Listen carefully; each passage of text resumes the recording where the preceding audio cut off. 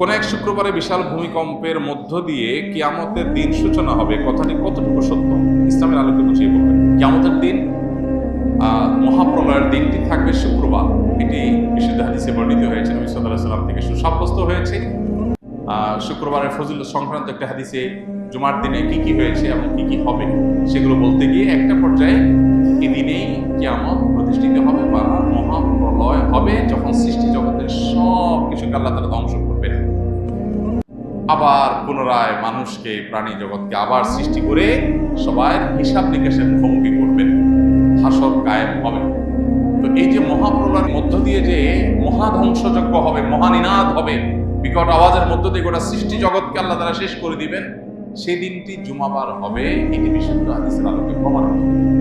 এখানে একটা সূক্ষ্ম প্রশ্ন তৈরি হয়, সেটা হলো জুমার দিনে গোটা দুনিয়া ধ্বংস হবে, এটা হাদিসে আছে, অথচ গোটা পৃথিবীর সব জায়গায় একই দিনে জুমার দিন হয় না।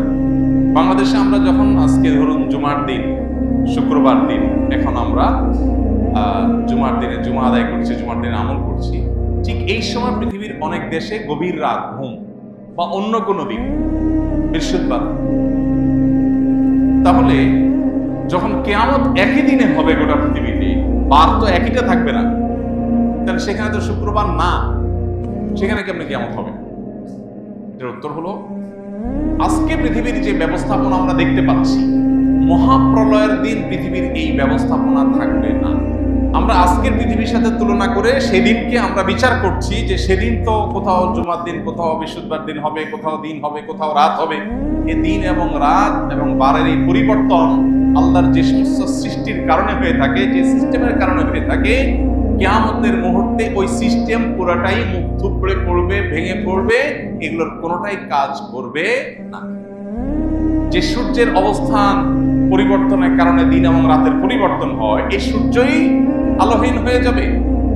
হাদিসে আসছে, নবী সাল্লাল্লাহু আলাইহি ওয়াসাল্লাম বলেছেন, যেই সকাল থেকে মহাপ্রলয় শুরু হবে তার আগের রাত হবে দীর্ঘ। এই যে দীর্ঘ রাত হবে, তখন তো গোটা পৃথিবী একাকার হয়ে যাবে।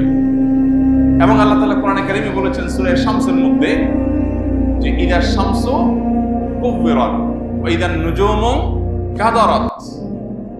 এই সূরা শুধু অনুবাদ করলে আপনার কাছে পরিষ্কার হয়ে যাবে বিষয়। আল্লাহ বলেছেন সেদিন সূর্য কি হবে? আলোহীন হয়ে যাবে। সূর্যের আলোর কারণে তো দিন হয়। সূর্যের আলোই যখন থাকবে না, তারকারাজি যখন খসে পড়বে, চাঁদ, সূর্য এবং গোটা সৃষ্টি জগৎ, মহাকাশ এবং আপনার নৌমণ্ডল, ভূমণ্ডল সব যখন শেষ হয়ে যাবে এবং এগুলোর প্রিপারেশন যখন শুরু হবে, আগের রাতটা হবে দীর্ঘ, মানুষ অপেক্ষা করবে সকালের, কিন্তু ভোর আর হবে না। এরপরে পশ্চিম দিকে সূর্য উঠবে, তারপরে ধাপে ধাপে সিংহা ফুৎকার দেয়া হবে, মহাপ্রলয় শুরু হবে। তাহলে বোঝা গেল মহাপ্রলয়ের সেই সময়, সেই মুহূর্ত, সেটা আজকের পৃথিবীর যে সিস্টেম আছে এইটা হুবহু তখন থাকবে না, বরং তখনকার পৃথিবীতে আজকের সিস্টেম যেটার উপরে দিন রাত নিরূপণ হয়, গোটা পৃথিবী যেভাবে আপনার এক এক অঞ্চল, এক একটা সময় আপনার আমরা পাই, এই পুরো সিস্টেমটাই তখন মুখ থুবড়ে পড়বে। অতএব এটার সঙ্গে মহাপ্রলয়ের সেই সময়কে তুলনা করা যাবে। আর সবচেয়ে বড় বিষয় হলো, যখন কোনো হাদিস বিশুদ্ধভাবে প্রমাণিত হয়, তখন সে হাদিস যদি আমাদের কোনো কারণে বুঝে নাও আসে, তো আল্লাহ তাআলা ভালো জানেন কিভাবে এটা হবে, কিন্তু হবে এটুকু নিশ্চিত।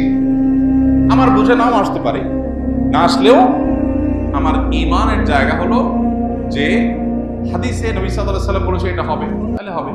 অনেক কিছুই তো আমাদের বুঝে আসে না। 1450 বছর আগে নবী সাল্লাল্লাহু আলাইহি ওয়াসাল্লাম অনেক কিছু বলেছে যেটা আমাদের বুঝে আসে না। কোরআনে আল্লাহ তাআলা বলেছেন যে ওয়াল বিগালা ওয়াল হামিরা লিতারকাবুহা ওয়া জিনা। একটা পর্যায়ে আল্লাহ তাআলা বলেছেন ওয়া ইয়াখলুকু মা লা তা'লামুন। আর এই যে গাধা, খচ্চর, যেগুলো তোমরা বাহন হিসাবে এগুলোকে গ্রহণ করছো, এগুলো দিয়ে তোমরা চলাফেরা করছো। দেখুন তখনকার পৃথিবীতে গাধা, খচ্চর, ওট, ঘোড়া, এই তো, এছাড়া তার বাহন ছিল না, এগুলো দিয়ে মানুষ চলতো, নৌকা দিয়ে মানুষ চলতো। আল্লাহ বলছেন বাহন হিসাবে আরো অনেক বাহন সৃষ্টি হবে যেটা তোমরা জানো না। এখন সেই বাহন, বাস, ট্রাক, বিমান, বিভিন্ন রকমের বাহন তৈরি হয়েছে কি হয়নি? 1450 বছর আগে